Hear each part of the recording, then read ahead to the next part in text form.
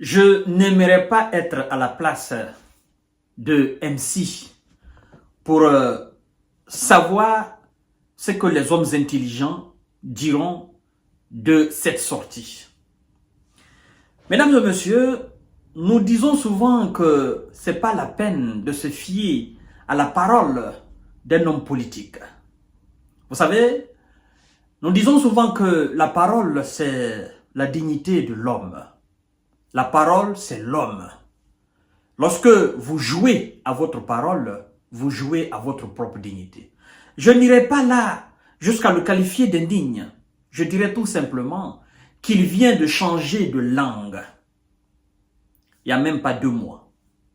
Il vient de changer sa propre version par rapport à l'envoi des troupes au sol. Qu'est-ce qui fait cela? C'est la grandeur de la Russie.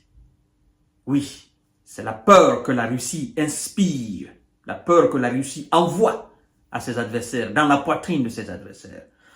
Nous avons vu MC ici, le mois passé, le bombe torché, s'arrêtant devant le monde entier, sans même concerter ses pairs de l'OTAN, en déclarant que l'envoi des troupes n'était pas exclu. Rien n'était exclu. Il n'a pas utilisé le conditionnel. D'accord? Et aujourd'hui, nous apprenons une autre chose.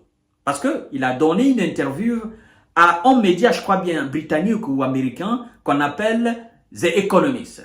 Le même média qui a interviewé l'ex-patron de l'armée ukrainienne, en l'occurrence, M. Valery Zaluzny. Monsieur MC a changé de version parce qu'il a été démonté de toutes pièces par ses propres pairs qui ont dit que si il venait à prendre la décision d'envoyer des troupes au sol, cette décision n'engage et n'incombe qu'à lui seul. Parce que ça n'a pas été décidé au préalable au niveau de Bruxelles, je veux dire au niveau du siège de l'OTAN. C'est-à-dire que ça n'a pas été une décision consensuelle au fait. Parce que si ça avait été une décision prise par les membres, n'est-ce pas, de l'OTAN, une déclaration officielle serait faite au niveau de l'OTAN, tel n'a pas été le cas. D'ailleurs, ça a été balayé d'un revers de main, n'est-ce pas, par le secrétaire général de l'OTAN, M.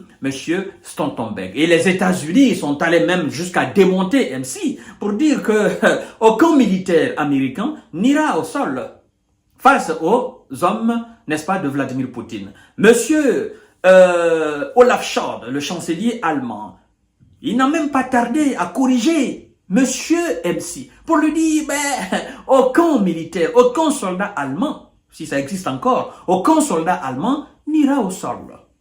Et MC a changé de version parce que les Russes ont dit que si MC venait à prendre cette décision, envoyer des troupes au sol, que ça va être catastrophique pour la France. Écoutez ce que MC dit, mesdames et messieurs. C'est pourquoi ça me fait rire. Partagez la vidéo dans tous les groupes possibles avant que nous n'entrions dans les profondeurs. Likez cette vidéo, mettez des cœurs, mesdames et messieurs. Nous avons dit que nous allons vous passer les bonnes informations. Abonnez-vous sur cette page.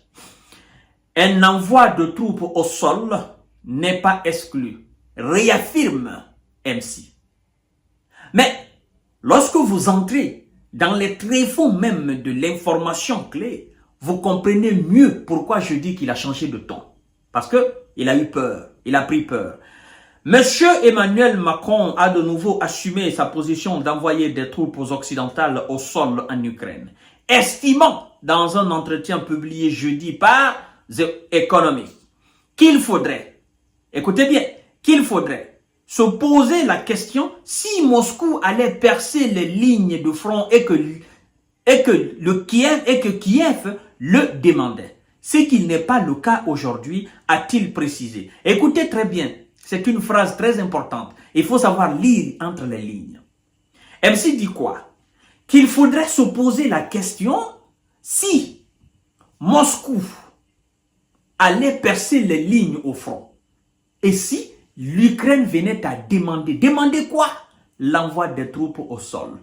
Auparavant, MC avait tout simplement dit que rien n'est exclu, même l'envoi des troupes au sol. Mais je voudrais quand même que MC comprenne ceci, parce qu'il est en train de se ridiculiser sans le savoir. Je ne sais pas si ses conseillers militaires ne l'ont pas informé de ce qui se passe actuellement sur le front, mais moi je vais quand même l'informer. C'est pourquoi je vous dis, je vous demande humblement de partager cette vidéo pour que ça tombe dans de bonnes oreilles et plus pour que MC lui-même entende. Parce que les médias ici, les LCI, les BFM TV, sont en train de partager la même information que nous autres. L'information selon laquelle la Russie a libéré telle ville, tel village, tel village. Je crois que MC fait fi de ne pas, n'est-ce pas, comprendre ce que l'information veut dire. Mais moi, je vais l'expliquer en français clair.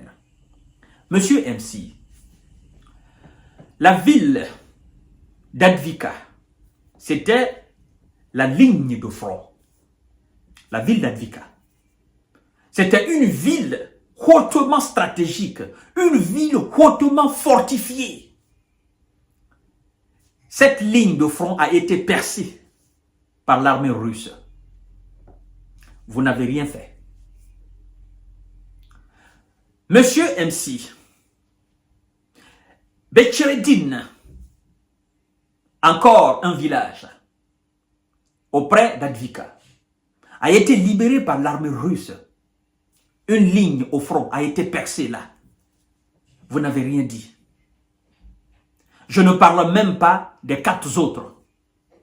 MC, vous avez entendu que la Russie a chassé, c'est-à-dire la 47e brigade qui possédait les chars Abrams.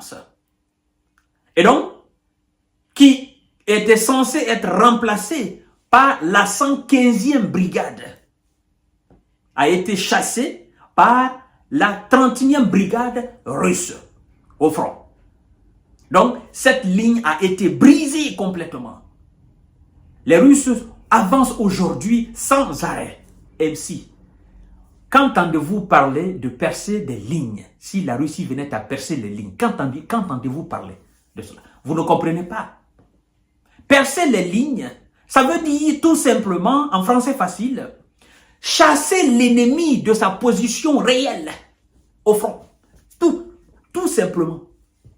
C'est-à-dire, votre adversaire, il s'est établi une ligne de front. Il a fortifié cette ligne. Il s'est positionné là. Et vous venez avec votre puissance de feu, vous les brisez, vous les chassez, ils battent en retraite. C'est ce que ça veut dire percer les lignes. Donc, cette ligne, la première ligne, la deuxième ligne, la troisième ligne ukrainienne a été percée. Ce n'est pas moi qui le dis. C'est le commandant en chef des armées ukrainiennes, M. Oleksandr Syrski, qui l'affirme.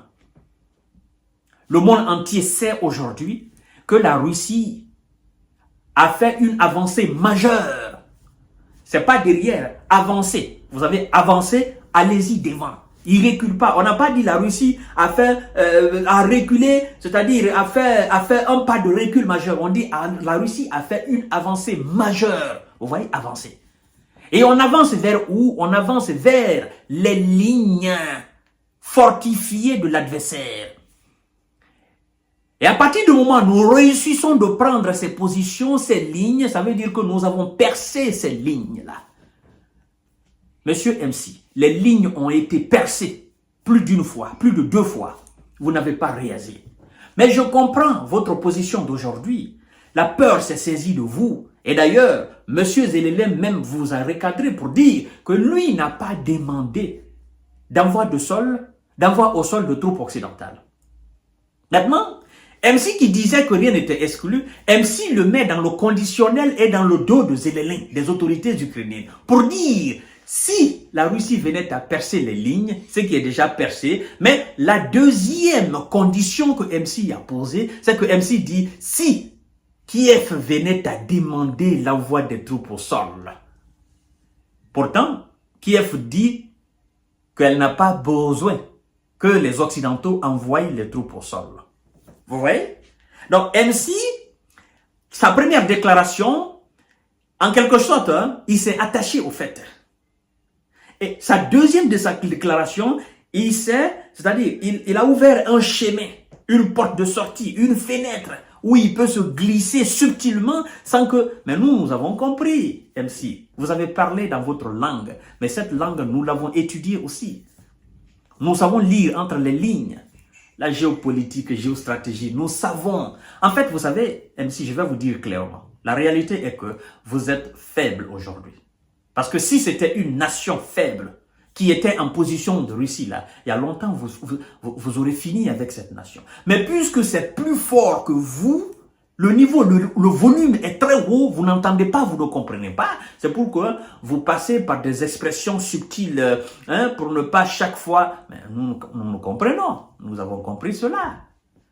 Nous avons compris. Sinon, M6 sait très bien que les lignes ont été percées. Voilà, chères dames, chers messieurs, chères demoiselles, la deuxième version d'M6 par rapport à l'envoi des troupes au sol. Ne vous fiez pas à la déclaration des hommes politiques. Leur parole n'est pas biblique, n'est pas coranique. C'est pas une parole saine. Les déclarations des hommes politiques, ça n'a pas de valeur. Ce que vous devez considérer, ce sont les actions des hommes politiques. Un homme politique qui pose une action, si c'est une bonne action, appréciez cela. Mais une déclaration, ne vous fiez pas. Parce que l'homme politique est capable de dire aujourd'hui que demain je ferai ça. Demain arrive et vous dit non, je ne l'ai pas fait parce que c'est ça, c'est ça, c'est ça, c'est ça. Et pourtant, vous attendiez à ce qu'il le fasse. Mais il ne peut pas le faire. Alors, la peur retient MC aujourd'hui. Il sait qu'il ne peut pas envoyer des troupes au sol. Maintenant, cette histoire d'envoyer des troupes au sol, il vient de balayer ça à travers cet autre entretien avec des économistes. Parce qu'il dira quoi? Bon, il faut que Zelensky demande. Et même si Zelensky venait à demander à MC, envoie tes troupes au sol, MC dira, il faut que ça passe, n'est-ce pas, par un vote au niveau de l'Assemblée. Parce que ça serait engager la France face à la Russie directement dans ce conflit en Ukraine. Et ça aura des conséquences fatales. Partagez la vidéo dans tous les groupes possibles. Abonnez-vous sur cette page. Activez la cloche de notification pour ne plus rater mes vidéos. Abonnez-vous aussi sur ma chaîne YouTube, mais aussi sur mon compte TikTok. Merci beaucoup, mesdames et messieurs.